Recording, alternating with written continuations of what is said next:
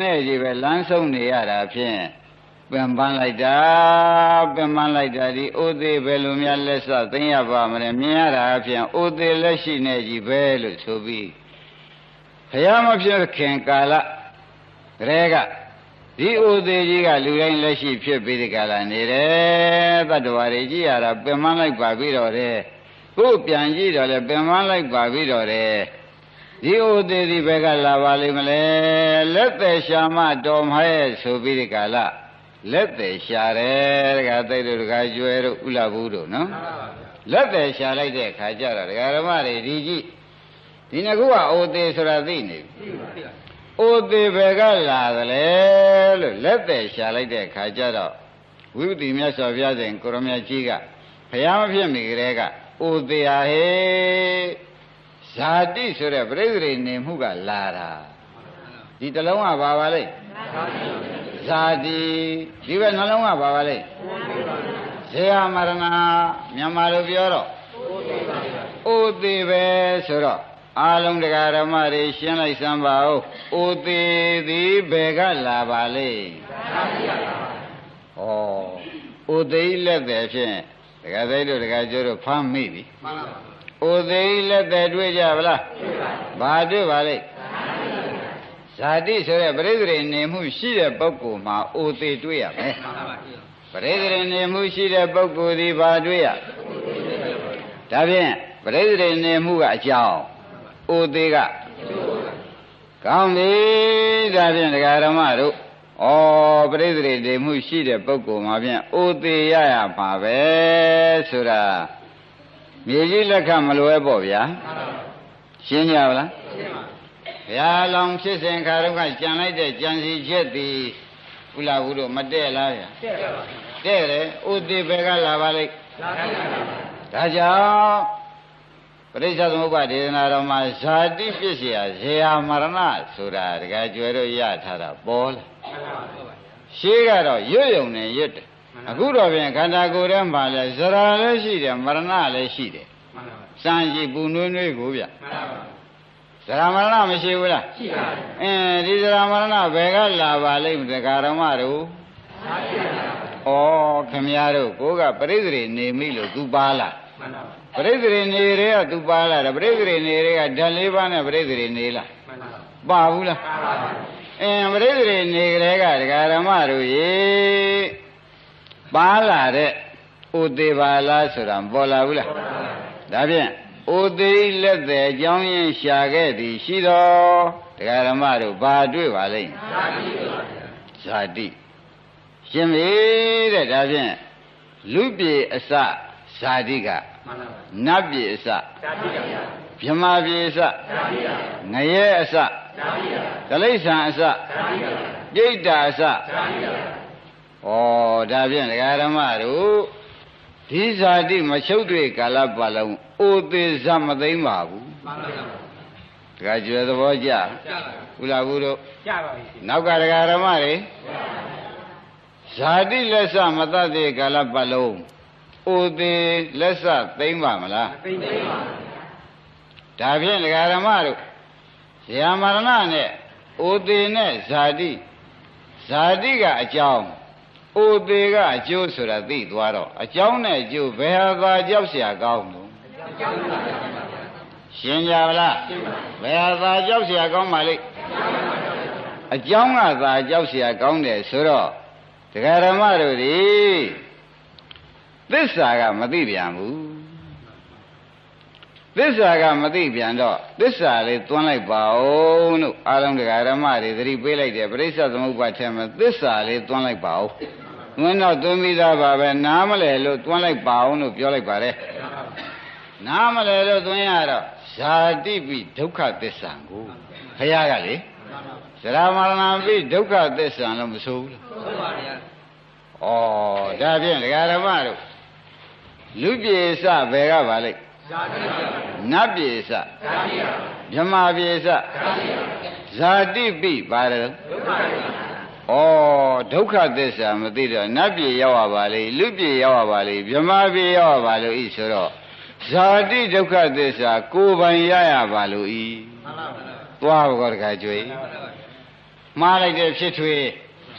ဒကာဓမ္မတို့မှားလိုက်တဲ့ဖြစ်ထွေကဖြင့်ဘာမှပြင်လို့ဆင်လို့မရတော့အောင်ကိုပဲဆိုးသွားတော့ဇာတိပြီဗါတဲ့ဗျာ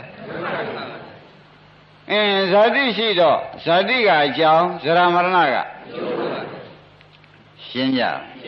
အဲ့ဒီဇာတိကိုဒကာဓမ္မတွေကအလူပေးပြီးဒီကလာဇာတိရအောင်တောင်းသီလယူပြီးဇာတိရအောင်တောင်းသမထဥပဒနာအားထုတ်ပြီးဒီကလာဇာတိရအောင်တောင်းလိုက်တော့ဇာတိပြီဗါတဲ့ဩတရားဓမ္မတွေဆူတောင်းပြည့်လိုက်တာဒုက္ခသစ္စာကြီးပြည့်လာတယ်တရားတိုက်ပါပြည့်ပါလိမ့်ဒုက္ခသစ္စာကြီးရှင်းကြမလားရှင်းပါဘာများပြည့်ပါလိမ့်အဲ့ဒါသစ္စာမသိတဲ့ပုဂ္ဂိုလ်ဆူတောင်းသစ္စာမသိတဲ့ပုဂ္ဂိုလ်ဤဆူတောင်းရှင်းကြပါလားရှင်းပါဒါဖြင့်လောကကြီးထဲမှာရွှေမချမ်းသာငွေမချမ်းသာစိတ်မချမ်းသာမြတ်မချမ်းသာမှာကိုမစိုးရိမ်ပါနဲ့ပန္ဒဝင်နဲ့ဆူတောင်းပြီးဒီကလည်းရပါတယ်ဇာတိပိဒုက္ခသစ္စာတလုံးမသိလို့ရှိရင်ဖြင့်ကိုယ်လည်းပင်ကိုကျိုးတတ်သေးတဲ့ဆုကြီးတောင်းတာမတောင်းဘူးလားတောင်းပါပါသဘောကျကြပါလားအဲ့ဒါကြောင့်ဘုန်းကြီးတို့ဓမ္မတွေအခုနေရဖြစ်နေသနာလို့ဩတို့ဓမ္မတွေသစ္စာမသိလို့ရှိရင်ဖြင့်ဒုက္ခဒုက္ခလို့ပြီးဒီကလာပွေးပိုက်တော့မှာပဲဆိုတာသေချာနေလို့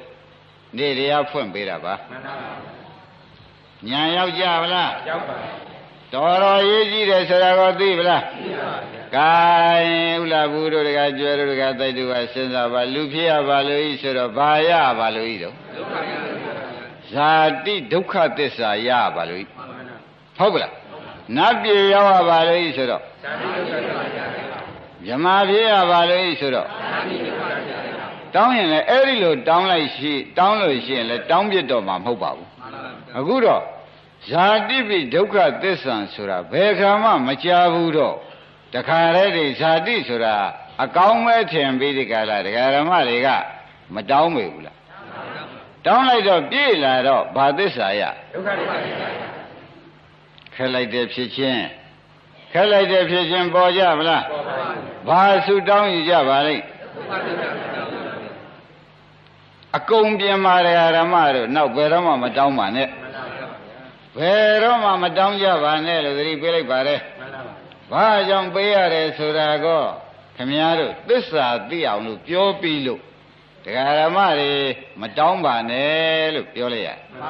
သိပြီလားသိပါဇာတိပိ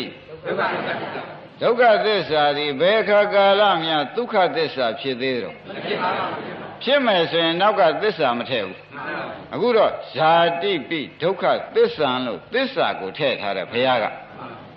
မင်းတို့မယမ်းပါနဲ့မယမ်းပါနဲ့ဆိုတာမမှားဘူးလားမှန်ပါဘူးတို့တော်ဓမ္မတွေကဇုံလုံးကားဖြစ်နေတော့ယမ်းတာပဲမှန်ပါဘူးမယမ်းဘူးလားယမ်းပါဘူးဇုံလုံးကားဖြစ်နေတော့ဓမ္မတွေယမ်းတာက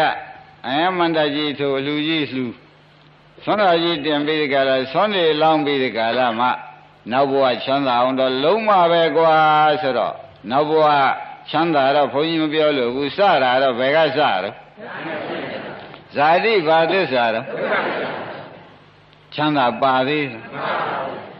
မပါတာကိုဒကာဓမ္မတွေဒီဘယ်နဲ့ကြောင့်တောင်းပါလိမ့်မလဲလို့ဒကာတိုက်တို့ဒကာကျွဲတို့မေခွန်းထုတ်ရင်ရိပ်မိပါလားရိပ်မိပါသစ္စာမသိချင်ရှင်းကြရှင်းပါဘာမသိပါလဲသစ္စာမသိပါဘုရားကဘယ်နဲ့ဟောတော့ရှင်းမလားရှင်းပါဒါဖြင့်ဒကာကျွဲတို့ဒကာတိုက်တို့သစ္စာမသိရင်သံဃာရှိမယ်ဆိုတာများသူများပြောလားကိုယ်တိုင်လွန်ကျူးပြီးသားလားဆိုမေးလိုက်ပါတော့ဒါမသိခင်တုန်းကလေသစ္စာမသိတော့ဒီဘဝတည်းလောက်ချမ်းသာလို့ရှင်နောက်ဘဝတည်းချမ်းသာအောင်လို့ပေါ်အောင်များအောင်ဟေးဆွမ်းဆံလောင်းတာတောင်မောက်မောက်ကလေးလောင်းပါငါကပိုးရှမ်းရှမ်းမှကြိုက်တယ်ကွာပိုးတာမမှားဘူးကွာပိုးတာလဲကိုယ့်ထဲဖိတ်တာပဲကုသိုလ်ကြီးပဲနောက်ဘဝဓမ္မပေါ်ပေါ်များများရှိတော်ဘောကွာအစရှိတဲ့ဒီလိုလွန်ကျူးပြီးသားပုဂ္ဂိုလ်တွေကဒီတဲ့အပြည့်ပါမှာပါပဲမပါဘူးလားအဲ့ဒါဘာမသိလို့ပါလေဘာသစ္စာမသိတာကဲရွတ်ပါအောင်ဇာတိပိလူအစပဲကပါလေ နာအစမြမအစဘာသစ္စာတဲ့ဒါဖြင့်လူဖြစ်ခြင်းလို့ရှင်လဲအစမပါပဲတော့ဖြစ်မှာမဟုတ်ဘူးနတ်ဖြစ်ခြင်းရောမြမဖြစ်ခြင်းရောအစကလည်းဘာသစ္စာတဲ့ဖြစ်မှဖြစ်ရတယ်ဗျာဒီလိုများသိမယ်ဆိုတကယ်ကျွယ်တို့ဖျားရှိလက်ဥချီပြီးအမောခံမတောင်းပါဘူးဗျာတရားဓမ္မတွေအမောခံတောင်းပါမလားဒီကရှိများတောင်းကျင်သေးလား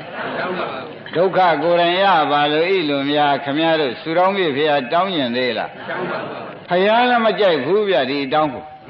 ကြိုက်ပါရဲ့လားမကြိုက်ပါဘူးငါသည်ဒီသစ္စာမသိခဲ့တော့တန်ត្រာရှည်ခဲ့တယ်ကွာမင်းတို့လည်းဒါမသိရှည်လိုက်ပဲသိအောင်လုပ်ပါလို့မမှားဘူးလားမှန်ပါဘူးသဘောကျပါလားကျပါဘူးဤတော်နန္ဒာမှားလိုက်တာများသိ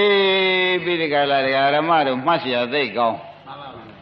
ဟေးဤတော်နန္ဒာလာပါအောင်ကွာမင်းမျိုးတွေမင်းဆွေတွေမင်းတက္ကရာဓမ္မတွေများမင်းတကယ်သနာလို့ရှိရင်ဖြင့်သစ္စာသိအောင်ဟောပါကွာကြည်စမ်းမှားလိုက်တာမင်းမျိုးတွေမင်းဆွေတွေမင်းတက္ကရာဓမ္မတွေမင်းတကယ်သနာတယ်ဆိုရင်လောကုတ္တလုံးမနေနဲ့ရွှေတွေငွေတွေပေးမနေနဲ့ကွာသစ္စာသိအောင်လုပ်ပေးကွာဓမ္မသနာရခင်ရခင်ပါတယ်ကျင်နာပါတယ်သနာပါတယ်ဆိုခဲ့လို့ရှိရင်ဖြင့်အခုပြောတဲ့ပရိစ္ဆသမုပ္ပါကိုဖြင့်ဒါကဒုက္ခသစ္စာဒါကသမုဒယသစ္စာဆိုတာဖြင့်သိအောင်ဟောကြပါဒါမဟောလို့ရှိရင်ဖြင့်ရွှေတွေပုံပေးလေလေဒုက္ခရောက်လေလေပဲငွေတွေပုံပေးလေလေဒုက္ခရောက်လေဘာဖြစ်လို့တော့ဆိုရင်ငွေတွေရွှေတွေနဲ့လူတန်းပေးကံပေးဇာတိတွေတောင်းယူမှာဟုတ်ဗျမယူပဲဘူးလားယူပြန်တော့ဘာသစ္စာတွေရမလို့ဒုက္ခသစ္စာဒါပြန်မေဖေပူးခဲ့တဲ့မေကြောင့်ကလေးဒုက္ခရောက်ပေါ်မဆိုနိုင်ဘူးလားဒါပြန်ဘုရားခင်ကိုရမကြီးမှာတော်မူတာမဲဆွေညီတော်နနာမဲဆွေမင်းမျိုးတွေမင်းတရားဓမ္မတွေသနာလို့ရှိရင်ဖြင့်သစ္စာသိအောင်ဟောပါကွာလို့ဆိုတာအမတန်အရေးကြီးလို့မှားတဲ့စကားသဘောပေါက်လို့ညာရောက်ကြပါလားရောက်ပါပါဒါဖြင့်တရားဓမ္မတို့ဇာတိဘာသစ္စာတဲ့ဒုက္ခသစ္စာဒီဒုက္ခသစ္စာရတဲ့ခါကျတော့ဇာတိကအကြောင်းလားအကျိုးလားဇာပါရဏကငါသာသမီလေးကျမ်းမာရေးစေတော့ချမ်းသာရေးစေတော့ဆိုပြီးဒီကလာသစ္စာမဟောပဲနဲ့အမွေသာပေးသွားကြမယ်ဆိုရင်မင်းဒီကားလို့ရှိရင်ဒုက္ခမျိုးစုံမင်းဟာအကုန်ဖြစ်စေသတည်းလို့ဆိုတာနဲ့အတူတူပဲ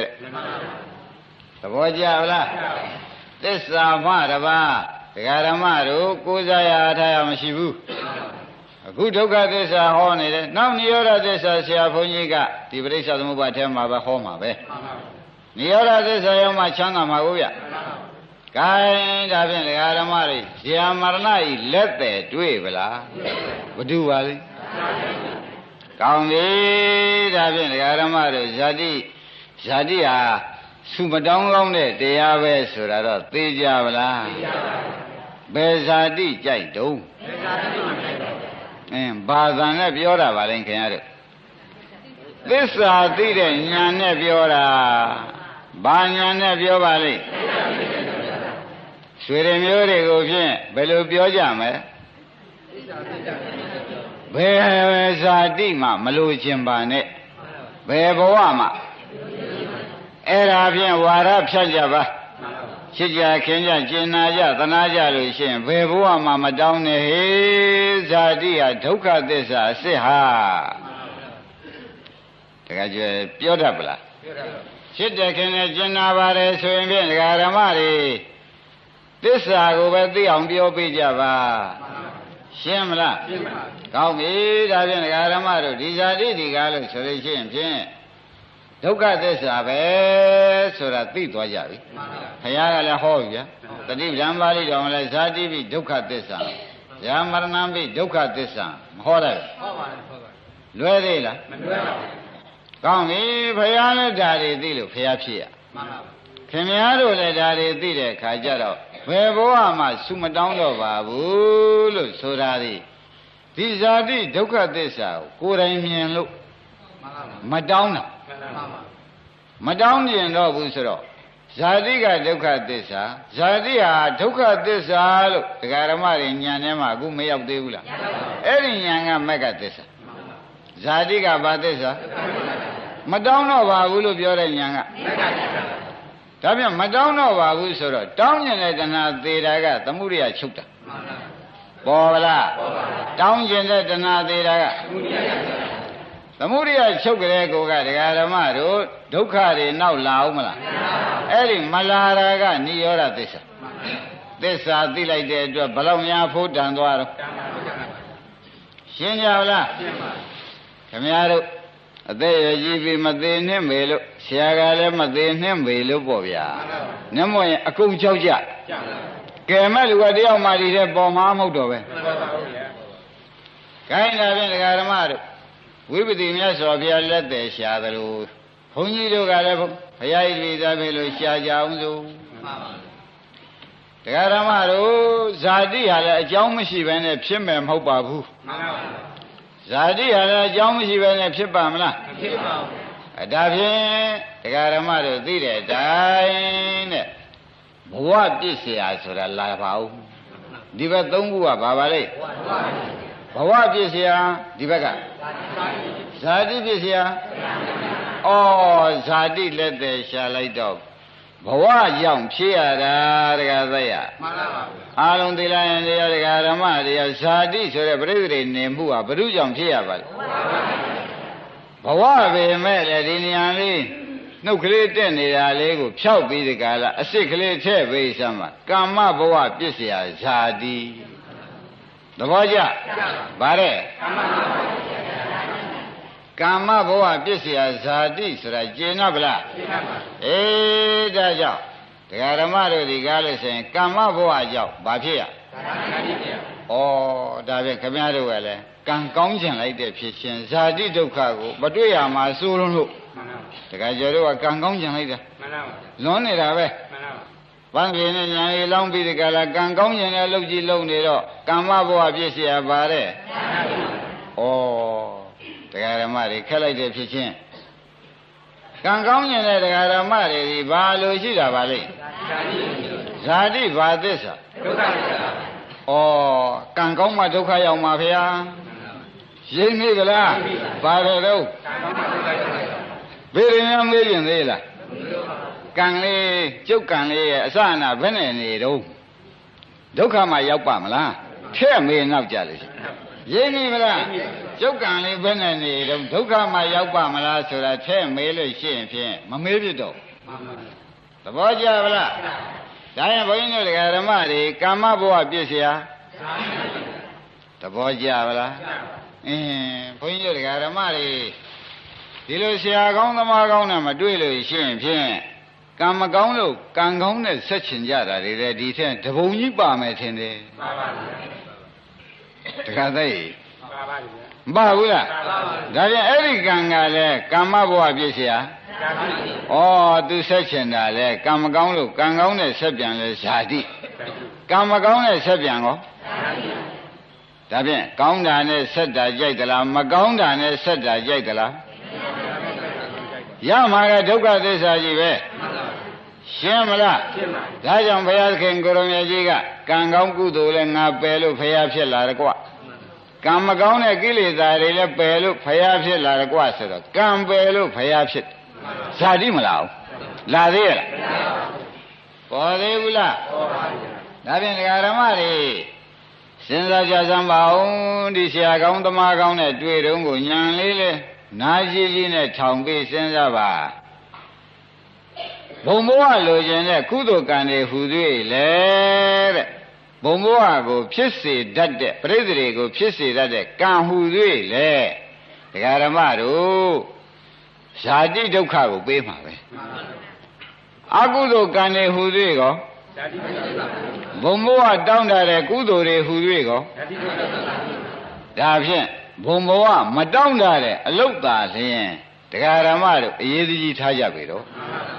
ဘုံဘဝတောင်းတလုပ်တဲ့ကုသိုလ်ဟူ၍ကလည်းဇာတိရမှာမတောင်းတပဲနဲ့မိဘရိုးရနဲ့နေပြန်ရင်ကောအကုသိုလ်တွေနဲ့နေတော့လေဇာတိပေါ့ဗျာဒီလိုမနေဘူးလားဒါဖြင့် ကာမဘဝပြည့်စရာဘယ်ကံရဲ့လို့မဆိုတော့ဘူးကွာမင်းတို့ကံဟူသွေးဟာဇာတိကြီးမှတ်ပေတော့သဘောကျလားဒါကြွေပဋိစ္စသမုပ္ပါလည်းရှင်းသစ္စာကလည်းသွန်းလိုက်တော့သိဖို့တန်တော့မတန်ဘူးလားဆက်နာပါဒကာရမတို့နောက်ဝိပဿနာဉာဏ်ကိုနောက်3-4ရက်ဆိုရင်ရောက်မယ်နော်နောက်3-4ရက်ဆိုရောက်မယ်အခုတော့ဖြင့်ကိုယ့်အဖြစ်ဆိုးကြီးကိုယ့်အမှားတော်ဘုံကြီးကိုပြင်လုံးရှိသေးတယ်တနေ့တည်းပြင်ပေးပါဆိုတော့မပြီးနိုင်ဘူးတပည့်ကြဟုတ်လားတနေ့တည်းပြင်လို့တော့မပြီးနိုင်မှားထားတာကကဘာအသင်ရှိကမှားထားတာပြင်ပေးတဲ့ဘုန်းကြီးကတဏှာကြီးနဲ့ပြင်တော့မပေးနိုင်ပေးနိုင်မှာမလားပေးနိုင်တယ်ကဲဥလာဝေကနန်းရှိကြီးမှားထားတဲ့ဥစ္စာဘတော်တွက်ယူရမှာပေါ့ဗျာကိုင်းတရားဓမ္မတွေဇာတိဘယ်ကလာသရုံကမ္မဘဝကလာသည်ပါဠိပြောလိုက်ပါကမ္မဘဝပြည့်စရာခမည်းတော်ရထားတာတွေအလကားရထားတာနော်ခန္ဓာကိုယ်ရဲ့ရောက်ကြလားမရောက်ပါဘူးခொနည်းဇရာမရဏရွတ်တော့ရွတ်တုံးကဇရာမရဏတော့ရွတ်တယ်ခန္ဓာကိုယ်လက်စမ်းပြီးရွတ်တာဟုတ်ကြလားဟုတ်ပါဘူးရရွတ်စာကြည်အောင်လို့ရွတ်တာနဲ့တဲတူပေါ့ဗျာခိုင်းတာပြန်တရားဓမ္မတို့ဇာတိဘယ်ကလာကြုံခိုင်းကမ္မဘဝဆိုတာဒကာတိုက်တို့ဒကာကျေတို့ဥလာဘုတို့ဖတ်လိုက်စမ်းဗျကာယကံဝစီကံမနောကံကုသိုလ်ကာယကံဝစီကံမနောကံတပည့်ကြဘုံဘဝလိုချင်လို့ကုသိုလ်ကာယကံဝစီကံမနောကံတွေကမလုပ်ဘူးလားလုပ်ပါဘူးဘုံဘဝသံဃာထဲမှာအောက်သံဃာကြီးလဲခြင်းလို့လေအကုသိုလ်ကာယကံဝစီကံမနောကံတွေကမလုပ်ကြဘူးလုပ်ပါဘူးဒါဖြင့်ဒီကံဒီကုသိုလ်ကာယကံဝစီကံမနောကံအကုသိုလ်ကာယကံဝစီကံမနောကံဘာအကျိုးပေးပါလိမ့်ကာမဘဝဖြစ်เสียသဘောကျဒါဖြင့်ဒကာဓမ္မတို့ခင်ဗျားတို့ဒီကားလို့ဆိုလို့ရှိရင်ကာမဘဝသာလုံနေမယ်ဆိုလို့ရှိရင်ကာယကံဝစီကံဒီကုသိုလ်ဘက်ကလုံပြန်လဲဘုံဘဝလိုချင်လို့လုပ်လို့ရှိရင်ဖြင့်ဇာတိပဲရထုံးစံတိုင်းမိဘရွေးရကာယကံဝစီကံအကုသိုလ်ကံတွေလုံပြန်တော့လေဘာရဇာတိကဘာသစ္စာဒုက္ခသစ္စာလိုပေါ်တာလားကာမဘဝကြောင့်ပေါ်တာလားဒါဖြင့်ကာမဘဝဆိုတော့သာသံပေသံပါနေကာယကံဝစီကံမနောကံကြောင့်ဇာတိဖြစ်တယ်အကုသိုလ်ကာယကံဝစီကံမနောကံကြောင့်ရောကုသိုလ်ကာယကံဝစီကံမနောကံကြောင့်ရှင်းမလားရှင်းပါဩဒါဖြင့်ဒကာဓမ္မတို့သိကြသွားပြီတဲ့ဒါပဋိစ္စသမုပ္ပါကိုနောက်ပြန်လှန်တာလို့မှတ်ထားတယ်မှန်ပါပါရှင်းမလားရှင်းပါအဲ့တော့ဒကာဓမ္မတို့ဒီနေ့အယောင်းဝယ်လေးများနည်းနည်းဖြစ်ကြပါရဲ့လားလို့မေးလို့ရှိရင်ပြန်ထိုက်တန်တော့ဖြစ်ပါရဲ့လို့ဖြေကြမှာပဲဘယ်တော့ဒကာဓမ္မတို့အယောင်းဝယ်ဒီနေ့ဘယ်နဲ့နေတော့ထိုက်တန်တော့ဖြစ်တော့ကာယကံနဲ့ကိုပြကြရဝစီကံနဲ့လည်းဒီဖို့ပြောကြရမနောကံကလည်းဒီပုဂ္ဂိုလ်ဒီလိုပြောမှကြိုက်မှာလို့ခမည်းတော်ဒီကားလို့ဆိုရင်စိတ်ထဲတွေးလုံးနဲ့ကောမပြောရဘူးကာယကံဝစီကံမနောကံပါကြရကာမဘဝပြည့်စရာသွားတော့ဗျသွားတယ်ဘူးလားလူခဲကကောင်းတော့သွားပါတယ်ရင်းပြီလားပါတယ်လို့လူခဲကကောင်းတော့ဒါခင်ဗျားတို့ကလည်းချင်းမွန်းတော့ဗျာသူတို့အယောင်းဝယ်လေးဖြစ်တယ်အပြောကလည်းဟုတ်တယ်အပြကလည်းဟိညာဟာနဲ့ဆိုတော့နေရကြတာဗောဒုက္ခမြာဖြစ်ကိုချိုးနေနေတာဘယ်သူမှသိဘူးအခုကိုချိုးနေတာသိပြီလားသိပါကာယကံနဲ့ကောပြကြပြုကြရဘူးလားဝစီကံနဲ့လည်းချိုးသားစွာကောမနောကံကလည်းလူကဲကစိတ်ကဲကပါပါရဲ့လားဒါပြန်ကံ၃ပါးနဲ့ကံ၃ပါးလုတ်ပြီးကြဗလားလို့မေးရင်ကာမဘဝပြည့်စရာဇာတိပိဒုက္ခသစ္စာလျှော့မရောနဲ့ကျေရွတ်ပါရင်းပြီဗလားဇာတိပိပါတဲ့ဒီဥစ္စာဘယ်ကလာပါလိမ့်မလို့ငါကြွေကာမဘဝပြည့်စရာဆိုတော့ကာယကံဝစီကံမနောကံကလာ သဘောကျလားဒါရင်သူတို့အကျိုးပေးနေတာကံကောင်းလို့အကျိုးပေးနေတယ်လို့ဆိုကြမလားဒုက္ခရောက်ဖို့ဖြစ်ရှာဖို့လို့ဆိုကြမလားဒုက္ခရောက်ဖို့ပေါ်ကြလားပေါ်ပါဘူးဩဒါဖြင့်လှုပ်ရှားခြင်းမရှိဘူးဗျာတခါကျော်ရလည်းဆိုချင်ဆုံးပေါ့ဗျာဥလားဘူးရောဆိုရမှာဒကာဓမ္မတွေရောမဆိုပေဘူးလားဆိုကြဆိုရမှာခင်ဗျားတို့ကိုကဖြင်းသားတက်တယ်လှုပ်ရှားခြင်းတယ်ဆိုတဲ့ကိုကခင်ဗျားတို့ဒုက္ခရောက်ပြီးမှစားခြင်းတယ်ဟုတ်လားဒုက္ခမရောက်ဖဲနဲ့ချမ်းချမ်းသာသာနဲ့ပြည့်စုံတာမကြိုက်လို့ပြောတဲ့အတန်ရိပ်မိဗလားဘုန်းကြီးကကတ်တတ်ပြောတယ်လည်းများအောက်မေ့နေသေးလားမအောက်မေ့ပါနဲ့တရားဓမ္မတို့ကတ်တတ်ပြောတယ်လို့အောက်မေ့မနေပါနဲ့မဲခင်အလုပ်ကိုလှုပ်ဆန်းပါတရားဓမ္မတို့မဲခင်အလုပ်ကိုလှုပ်ကြည့်စမ်းပါဘယ်မှာသာရင်ဘုန်းကြီးတို့တရားဓမ္မတွေဒီကားလို့ဆိုလို့ရှိရင်ဇာတိဒုက္ခသစ္စာကိုလာပါမလားဇာမရဏဒုက္ခသစ္စာကိုဒါဖြင့်ဇာတိတို့ဤချုပ်ဇာမရဏတွေချုပ်ရသိမ်းရနိဗ္ဗာန်လို့မဆိုဘူးလားနိဗ္ဗာန်ဆိုတာငြိမ်းချမ်းသာတာမဟုတ်လားအဲ့ဒီတော့တရားဓမ္မတို့ခင်ဗျားတို့ကလုံးမစားခြင်းတဲ့ပုဂ္ဂိုလ်ဆိုတာဘုန်းကြီးစွဲချက်တင်လိုက်တာမလွဲပါဘူးရှင်းမလားရှင်းပါမဲခင်လှုပ်လို့ရင်ချမ်းသာစေရမယ်ခင်ဗျားတို့ကာယကံဝစီကံမနောကံတွေလျှောက်လို့နေရင်ဒုက္ခသစ္စာရမယ်ကာယကံဝစီကံမနောကံကကာမဘဝကိုကာမဘဝဖြစ်เสียဇာတိပိဒုက္ခသွားပြီခင်ဗျားတို့ဒါဖြင့်လှုပ်ရှားတဲ့အလုတ်ဟူသွေးတရားဓမ္မတို့အမှားကြီးပဲလို့မှတ်လိုက်စမ်းပါလှုပ်ရှားတဲ့ပုဂ္ဂိုလ်မှာကာယကံဝစီကံမနောကံတော့လွတ်ပါမလွတ်ပါဘူးဒါဖြင့်ကာမဘဝဖြစ်เสียဇာတိပိဒုက္ခသစ္စာခင်ဗျားတို့ကဒုက္ခသစ္စာကြိုက်တော့လှုပ်ရှားဖို့ရတောင်အကွက်မရှိတော့ဘူးတပည့်တော်ပြန်ဘုန်းကြီးတရားနာတာစိတ်များပြက်ပါပေါ့ဆိုခြင်းရလားနောက်ကဓမ္မတွေဆိုခြင်းသေးလားလူတွေမို့သာမဆိုလေရတယ်ဝန်းထဲများကြဒေါသများထွက်နေဦးမလားအဲ့ဒါဒီဒကာဓမ္မတို့သေသေးချာချာမှတ်ပါတဲ့ကံကုံမနိဗ္ဗာန်ရောက်မှာမှန်ပါပါကံဆက်နေရင်ဇာတိဆက်မယ်ကျင့်납ပလားကျင့်납ပါကံဆက်ရင်ဒါကြောင့်ခင်ဗျားတို့ခဏခဏပြောတယ်ခင်ဗျားတို့က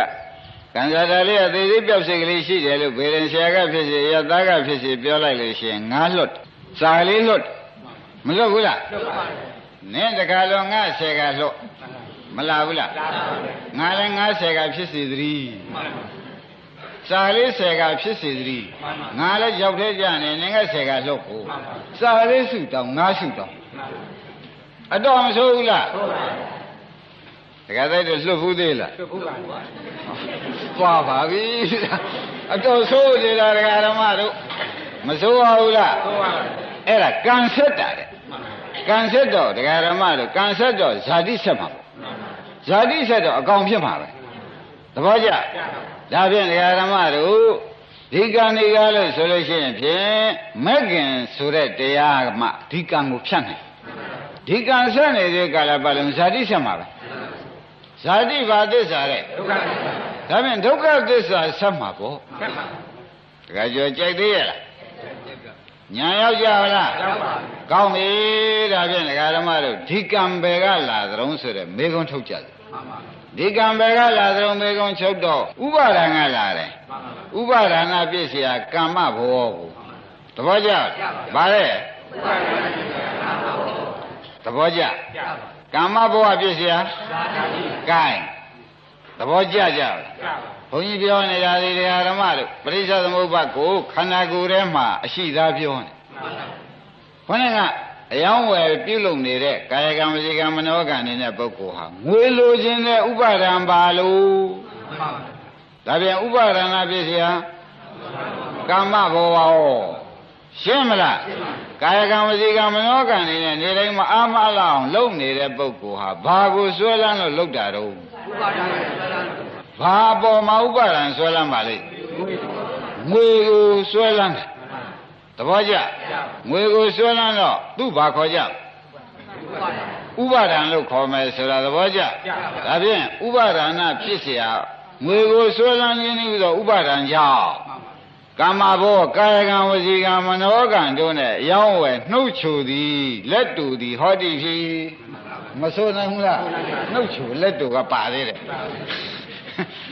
ရှင်းမလားဓမ္မတွေအေးဒါကြောင့်ဥပါဒံကြောင့်ဘာဖြစ်ပါလိမ့်ကာမဘဝဆိုတဲ့ကာယကံဝစီကံမနောကံဖြစ်တော်တယ်ရှင်းမလားဥပါဒံကလည်းဘာဆွဲလန်းတယ်ဆိုတာကိုသိပြီလားဘာဆွဲလန်းမလဲငွေကိုဆွဲလန်းတယ်သာသမီနဲ့အိမ်ယာတိုက်တာတို့ကြီးပွားရေးကိုပြင်ဆင်ရေးဟုတ်လားဒါတွေဆွဲလန်းတယ်မဆွဲလန်းဘူးလားဆွဲလန်းတာဘာခေါ်ကြမလဲအဲ့ဒီဥပါဒံကြောင့်ကာယကံဝစီကံမနောကံနဲ့ရောင်းကြဝယ်ကြမလုပ်ပေဘူးလားလုပ်ပါဘူးဒါပြန်ကံလုပ်ကြရောဆိုကြပါစို့ကမ္မဝိပါကသလို့ဘုရားဟောသောကြောင့်ကံကြောင့်ဝိပါကသဆိုတဲ့ပရိသေရီဆိုတဲ့ဇာတိမလားပဲဩဒါပြန်အိမ်မှာရောင်းဝယ်လုံးနေတဲ့ပုဂ္ဂိုလ်များမှာဘာများလုံးနေကြပါလိမ့်မလို့ဘုရားဆိုတော့ဥပါဒံကြောင့်ကံလုံးနေတယ်ဘုရားကံလုံးမှတပည့်ရတို့နောက်ဘဝဇာတိကြောက်ကြမှာဘုရားရင်းမိလားဇာတိကြောက်ကြမှာဇရာရိုက်ခံပြီးမရဏနဲ့အသက်ထွက်ရမှာဒါကြောင့်ကြိုးစားနေရတယ်ရင်းမိလားအမလေးဆိုးရလိုက်တဲ့ဓမ္မတွေကိုဆိုးရပုံပေါ်ဗလားဒီထဲကများဒီကံတွေမလုပ်ရတဲ့အခါကျတော့ဒီအယောင်းဝယ်ကမကောင်းတော့ကာယကံဝစီကံမနောကံကအယောင်းဝယ်မလုပ်ရဘူးဆိုပါတော့ဗျာမှန်ပါပါအယောင်းဝယ်မလုပ်ရတဲ့အခါကျတော့စိတ်ပြက်တယ်နေရထိုင်ရတာဟာကိုယ့်အတွက်လည်းပြက်တာပဲမြို့ချီကြည့်လိုက်ပြန်လည်းပြက်တာပဲမလားဘူးလားအဲ့ဒါကလည်းပြက်တာပဲဆိုတော့ကဝစီကံကိုဗျမှန်ပါပါကာယကံနဲ့လည်းဟိုရင်သွားလည်းမေးလိုက်ပါဦးမလေးဆိုတော့ကာယကံကလည်းလာပြန်တယ်မနောကံကလည်းသူတို့အတွက်ကျုပ်ရှင်များအိတ်တောက်မပြောဘူးတဲ့မနောကံကမလာဘူးလားအဲ့ဒီခါကျတော့လို့ရှိရင်ကံသုံးပါးမစုံဘူးလားစုံပါကဲကာမဘဝပြည့်စရာသဘောကျဒီဇာတိဒီကံဘယ်ကလာပါလိမ့်မလို့ဆိုတော့ရှင်းဖြင့်ရွှေတွေမျိုးတွေဟုတ်လားသားတွေသမီးတွေအပေါ်မှာဆွဲလန်းတဲ့ဥပါဒံကလာတာဥပါဒနာပြည့်စရာကာမဘဝကာမဘဝပြည့်စရာဇာတိပြည့်စရာဇေယမရဏဆိုတော့တရားဓမ္မတွေသေပေါက်ကြည့်တုံးနေပေါ်ကြဗလားဘယ်ကြည့်တုံးနေပါလိမ့်မဟုတ်ပါဘူးကြက်ကလေးတွေခွင်းတိုးမှကြံတဲ့အခါကြက်မို့မိုက်လိုက်တာလို့ခမည်းတော်ကများပြောသေးရှင်းမလားဒီတိရစ္ဆာန်လေးတွေကသေပေါက်တိုးနေတာဩတိရစ္ဆာန်များတကယ်မသိတာဒါသူတို့ထောင်ထားတာမသိလို့အမှခမည်းတော်သူကြီးမိုးကြီးနဲ့မပြောဘူးလားခင်ဗျားတို့ငွေလိုချင်တာကပါလေဗျာဥပါဒံထားပါတော့ဥပါဒံဆိုတဲ့ငွေလိုချင်တာငွေများများလိုချင်တာကဘာပါလိမ့်ဥပါဒံရှိနေတဲ့ပုဂ္ဂိုလ်ကြတော့ကံတွေလုံးမလားမလုံးဘူးလားကာယကံဝစီကံမနောကံဆိုတဲ့ကာမဘဝမလုံးပေဘူးလားလုံးတဲ့အခါကျတော့ကာမဘဝပြည့်စရာဟောဇာတိရောက်တဲ့သူများလို့ခွင်းတိုးနေတာမဟုတ်ဘူးတို့ကထိုးချလိုက်တာရင်းမိလားအတော်မဆိုးဘူးလားပေါ်ကြဗလားဇာတိဖြစ်เสียကဲခမည်းတော်ခင်တွယ်မှုတွေကြောင့်သေပွဲသာဝင်လိုက်ပါတော့တယ်မဝင်ရဘူးလားဗျဝင်ရပါရှင်းကြရှင်းပါဒါဖြင့်ဓမ္မတို့ဒီဥပါဒံဆိုတဲ့ငွေကိုဆွဲလန်းသားကိုဆွဲလန်းသမီးကိုဆွဲလန်းဆိုတော့ဥပါဒံနော်မှန်ပါဥပါဒံဘယ်ကလာပါလိမ့်မလဲလို့လက်သေးရှာအောင်ဝိပဿနာမြတ်စွာဘုရားရှာသလိုရှာလိုက်တော့တဏှာ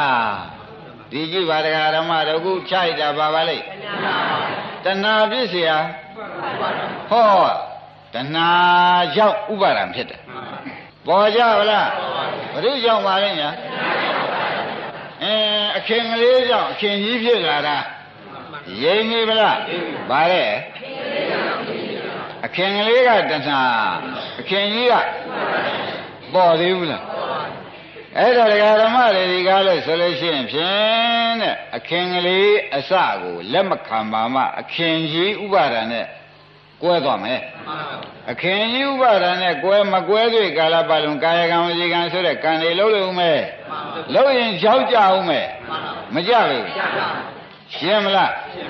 ဒါဖြင့်ဓမ္မတို့တဏှာကြောင့်ဘာဖြစ်တဲ့ကောင်းပြီဒါဖြင့်ဓမ္မတို့ဒီတဏှာတော်ဆိုးတယ်သေမေသေပေါက်သေဝရောက်တယ်ဟူ၍သူတွန်းတဲ့ထဲသူပါဝင်ပဲဆိုရင်ကို သဘောကျလားကောင်းဒီတဏှာလက်သေးရှာတကားချွေလက်သေးရှာကြပါဒကာဓမ္မတို့ဝေဒနာပြည့်စရာဝေဒနာကလားဝေဒနာကလားဒကာဓမ္မတို့ဘယ်ကလာပါလိမ့်ဝေဒနာကလား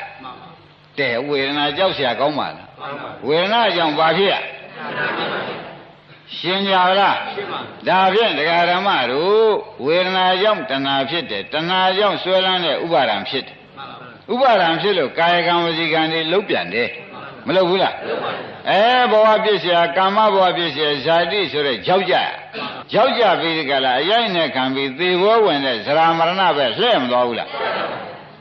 လက်တဲ့အခုနောက်ဆုံးရှားလာတော့ဘာတွေ့တော့ကောင်းပြီဒါကြောင့်ဒကာဓမ္မတွေပြောရဒီဝေဒနာတွေကားလို့ဆိုလို့ရှိရင်ဒကာဓမ္မတို့သူဒီတိုင်းသာဝေဒနာတိုင်းသာထားမယ်ဆိုရင်ဝေဒနာပြည့်စရာတဏှာဖြစ်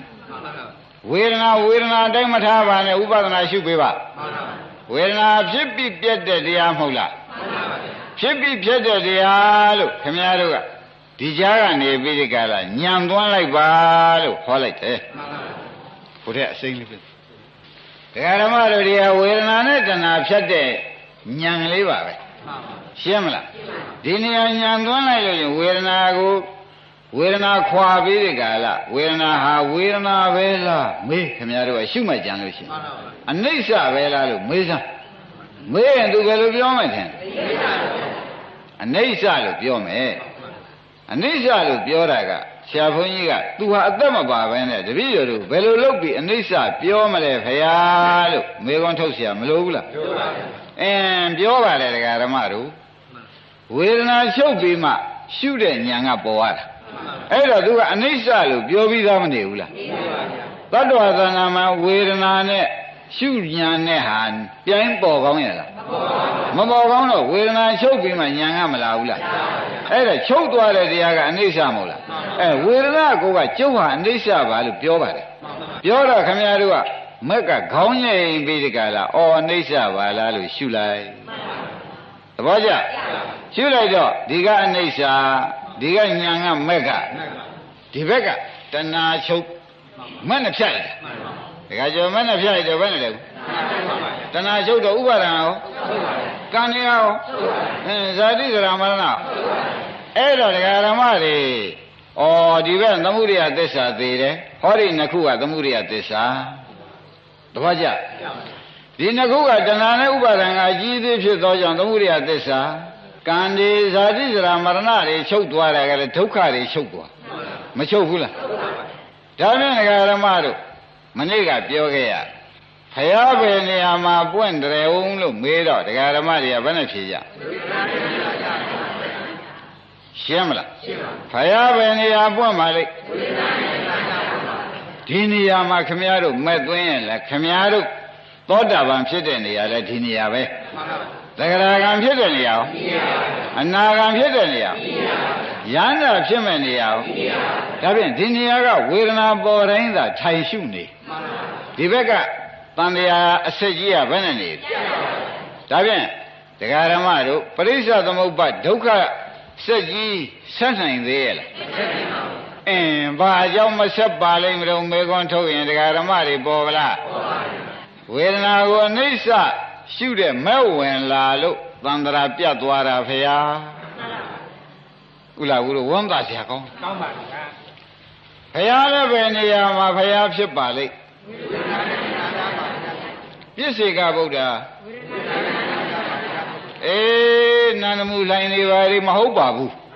ဝန်းနဲ့မှာပရိစ္ဆသမုပ္ပါကြီးကဝန်းနဲ့တမ်းမနေဘူးလားထုံးစံတိုင်းဒီတိုင်းတမ်းနေတဲ့ထဲမှာဒီကြားမှာသူတို့မက်သွင်းကြတာပဲရှင်းမလားဒါကြောင့်ဘောဓိဘယ်နဲ့ရွှေပလင်မှာဖယားမဖြစ်ပါဘူးဝေဒနာနဲ့တဏှာကြားမှာဖယားဖြစ်တယ်ရိမ့်ပြီလားဘယ်နေရာဖယားဖြစ်ပါလိမ့်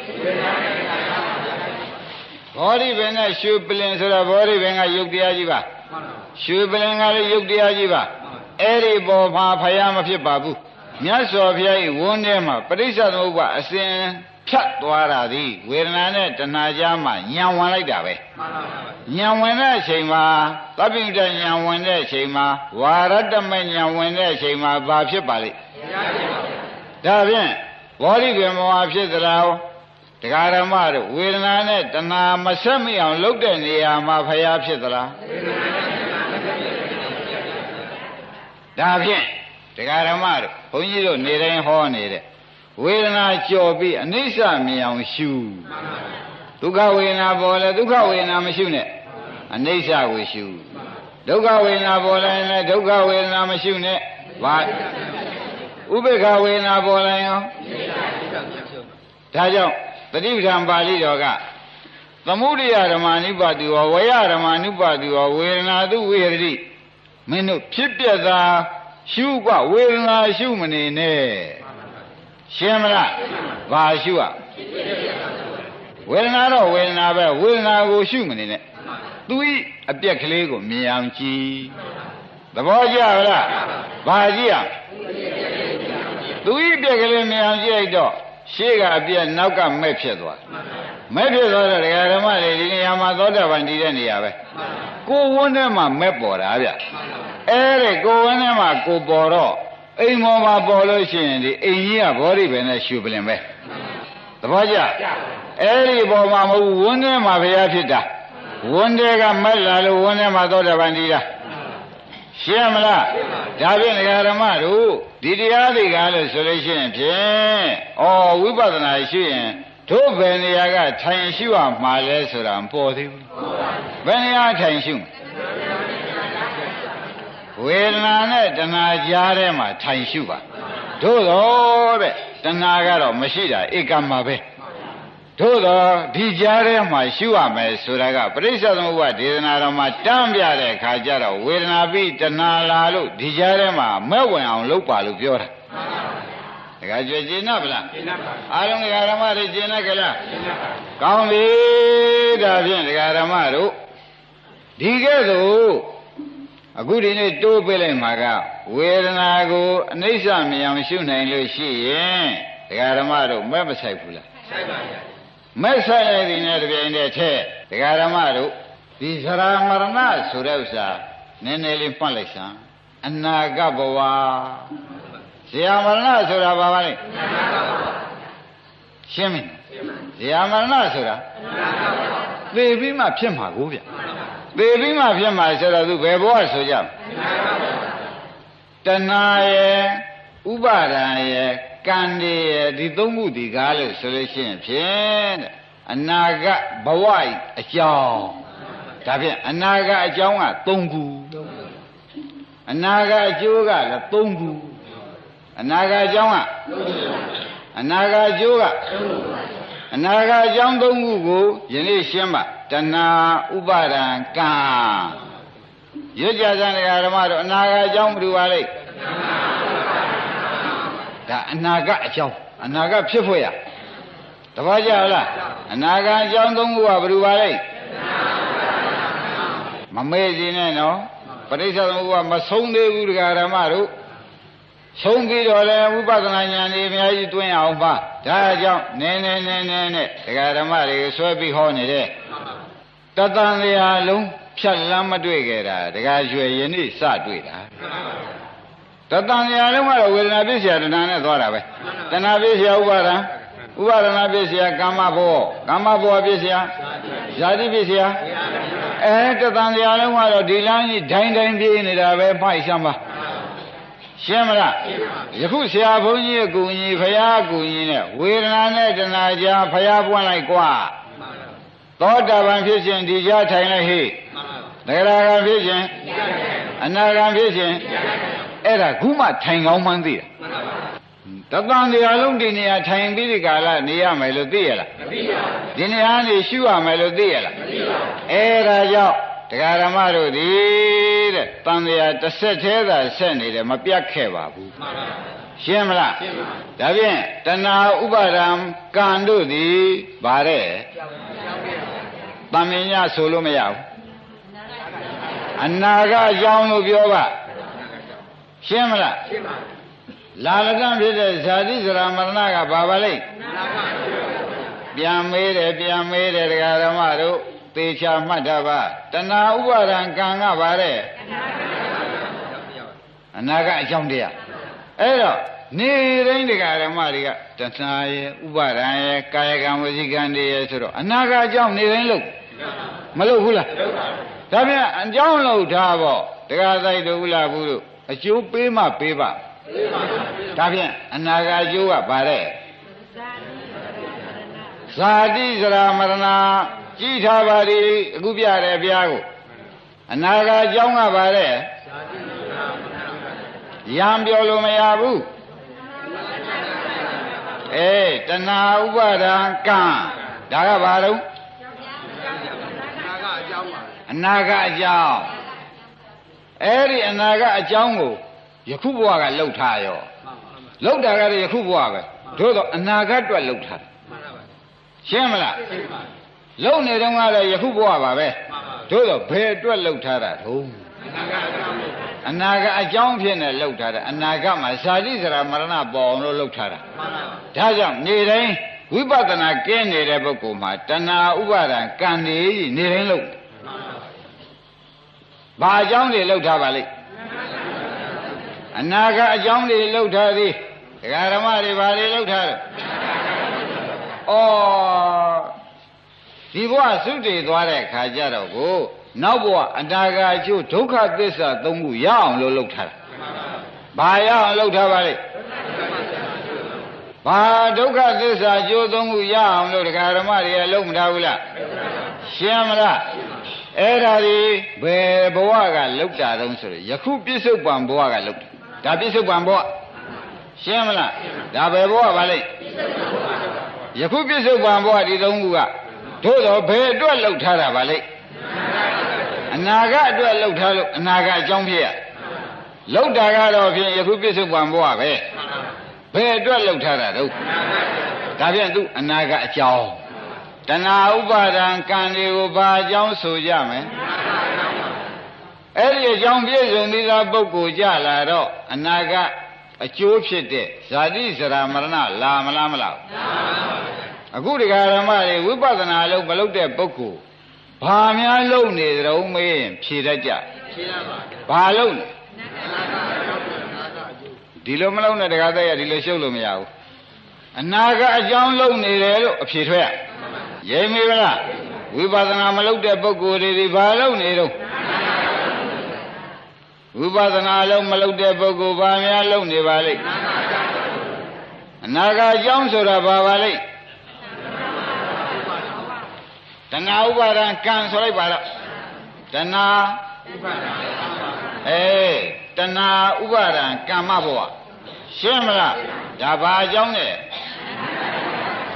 ဒါဖြင့်အိမ်မှာလကားနေတဲ့ဒကာဓမ္မတွေရောင်းဝယ်နေတဲ့ပုဂ္ဂိုလ်တွေ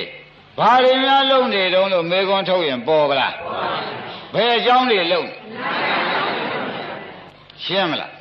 ဩဒါမှသေတော့သေပြီးဒုက္ခရောက်ဖို့အစဉ်နဲ့ပြင်ထားဘာလုပ်ကြတာပါလိမ့်သေပြီးဒုက္ခရောက်ဖို့အစဉ်နဲ့ပြင်ထားတာပဲဆိုတာသိကြပါလား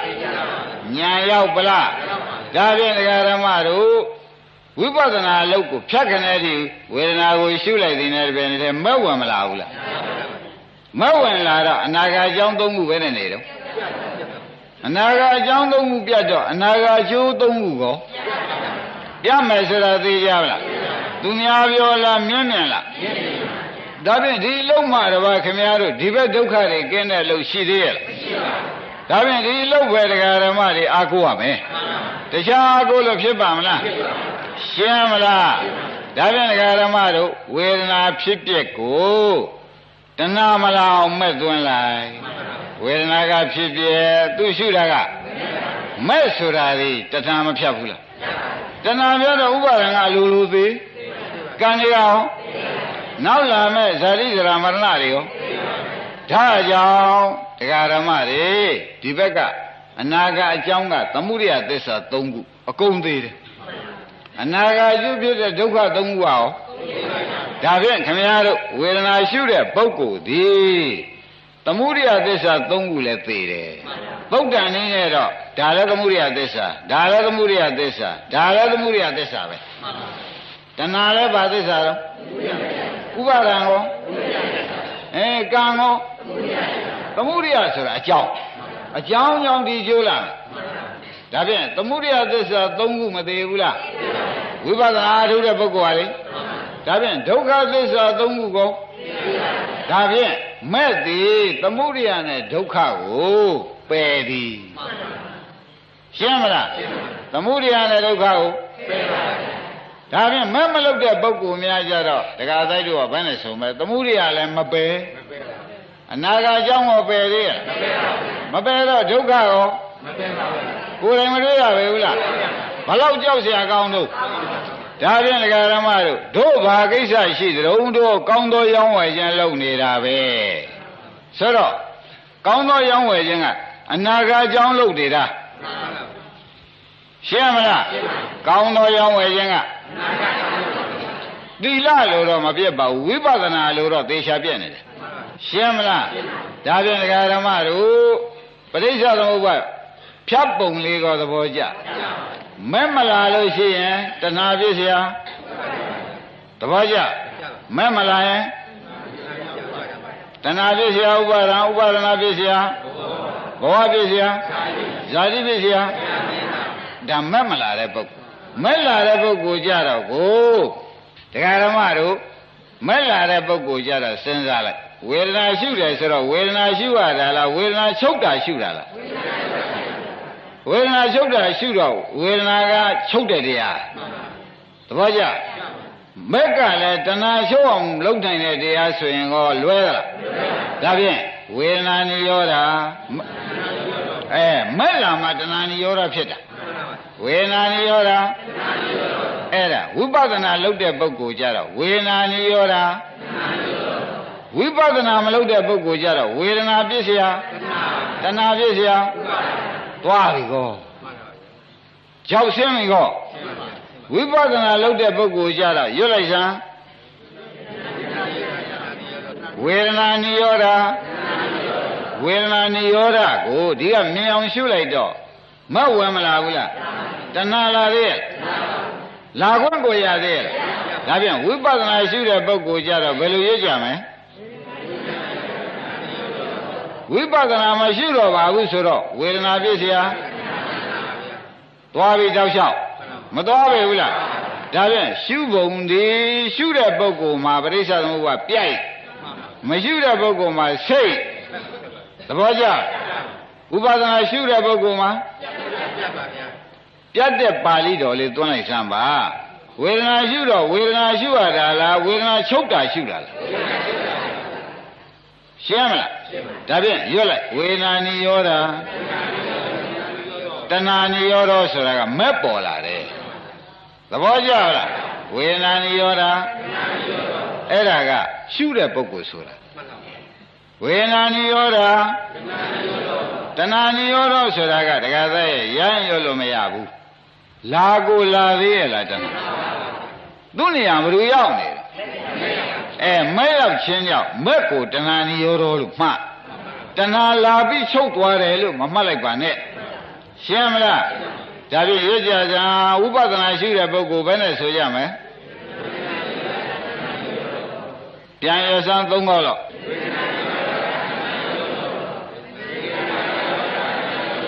အဲ့ဒါကဘယ်လိုပုဂ္ဂိုလ်ဆိုတာပါလဲဝေဒနာရှုနေတဲ့ပုဂ္ဂိုလ်ပေါ့ဗျာဝိပဿနာလုပ်နေတဲ့ပုဂ္ဂိုလ်ပေါ့ဗျာကာရင်ဥပဒနာလေးတော့ဒီနေ့မလုတ်သေးဘူးလေ